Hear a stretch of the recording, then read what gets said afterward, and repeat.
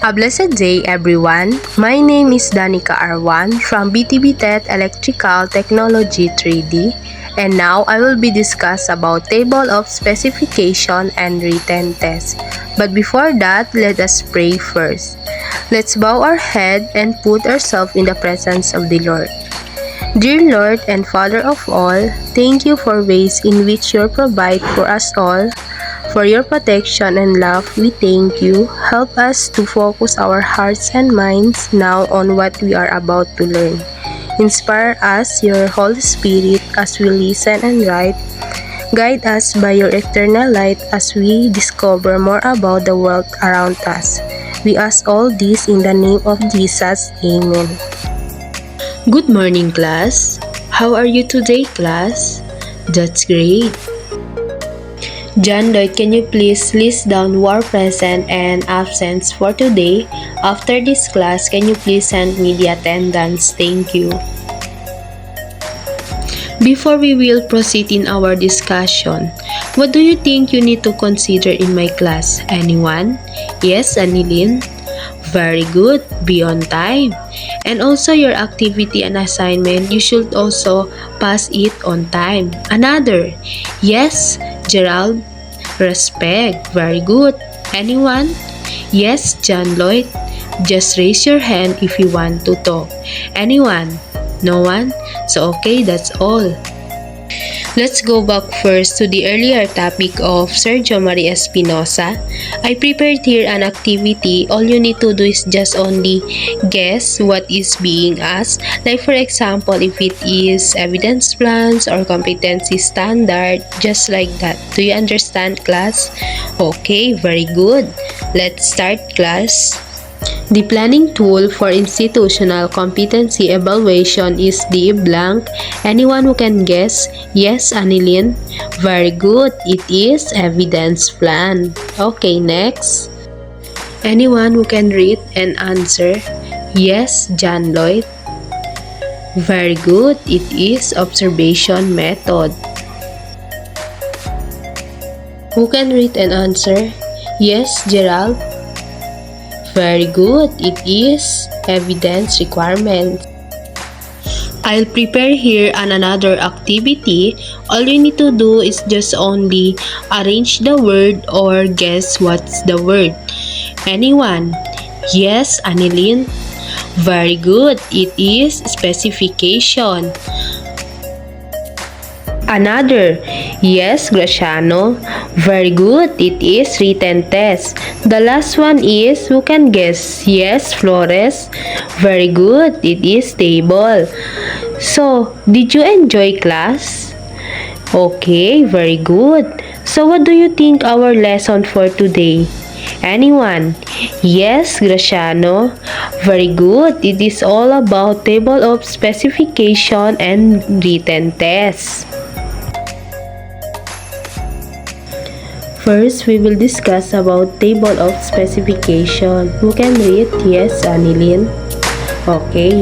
Evidence plan, ito ay mga impormasyon o detalye na nagpapatunay na mayroong isang organisadong paghahanda or pagpaplano na naganap.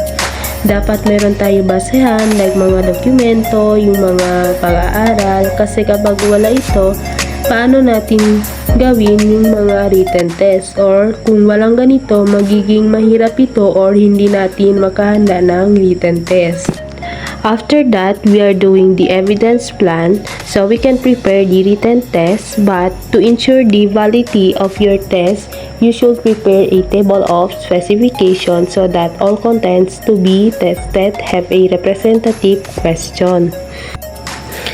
Next is the parts of the table of specification. First is the objectives or content or topic. So these are the content, and also educators can ensure that the relevant content areas. This helps to create valid and reliable assessment that accurately measure the student performance and provide valuable feedback on their understanding and mastery of this subject matter. So the next parts of the table specification is the levels of learning. Means your question shall be divided into the levels of learning, knowledge, comprehension, and application. So first is the factual knowledge. So means recognition and recall of facts. Another is factual knowledge. This means specific terms and detailed information that must be learned to understand a subject. It is more on information, understanding, skills, and awareness possessed by individual group. The next is the comprehension. So this means interact or translate, summarizes, or paraphrase given information, and also the ability to understand and make sense of information or concept. The last parts of levels of learning is the application. Means uses information in a situation different from original learning context. And also application, it is mean document the outlines, the details of what a service provider is responsible for and the obligation that users must be adhered to for the continuation of service. The last is the percentage or number of items. So, ito po yung yung total ng items like sa knowledge, then sa comprehension, and then sa application. Next is the table of specification. A table that shows what will be tested or taught is the table of specifications. For our purpose of institutional evaluation, we shall be preparing a table of specification for our written test. So, hindi natin magagawa yung written test kung wala yung table of specification kasi nagbe-base po doon yung written test sa table of specification. So, ito na po yung format ng table of specification. As you can see, nandyan na po yung objectives, yung knowledge, comprehension, application, and then yung number of items. So, ito yung parts ng table of specification. And then sa right side, nandyan na po yung total, yung number of items. So, paano natin makukuha yung knowledge, yung comprehension, application. So, ganito po yun. As you can see, meron na po siya or given na po number dyan po sa knowledge, comprehension, and application. So, paano natin ito isolve? So, like for example, dito sa learner's training requirement. So, yung 10% dito sa knowledge, so, gawin muna natin ito into decimal. So, 0.10. Then, yung 0.10, multiply natin sa number of items, yung 20%. 0.10 times 20% is equals to 2. So, ito po yung 2 sa knowledge. So, ito po yung bale, total ng, magbigay tayo ng written test sa knowledge. Then, next, sa comprehension, same flow po din. Yung 5, magiging 0.5. Then, i-multiply natin sa 20%. So, magiging 10.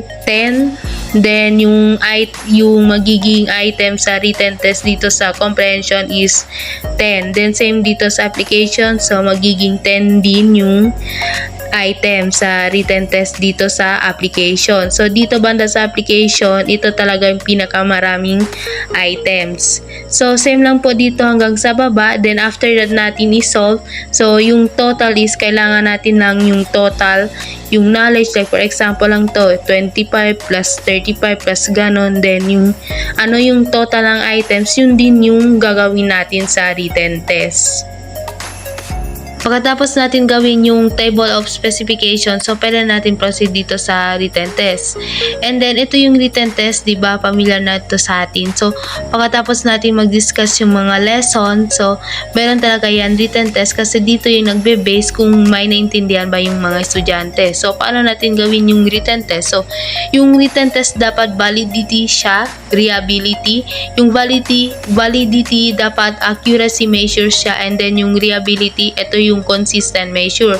And also yung reliability, so pwede lang siya reproduce yung result, while yung validity, ito yung yung result na represented kung ano yung supposed to measure. And then dapat alam natin kung ano yung mga guidelines kung paano natin gawin yung written test. Dapat yung mga mga number is naka-sequence siya, clear talaga siya, wala talaga siya mali or wala siya repeated, para yung mga estudyante pwede nila masagot ng maayos. Hindi yung, and then yung yung mga ABCD, yung sa multiple choice, dapat wala talaga yun repeated, like yung A, meron din A, so dapat clear po talaga siya. Yun lang po, and I hope you understand about my topic. If you have some clarification, just don't be hesitate to comment on chat box. Thank you for watching.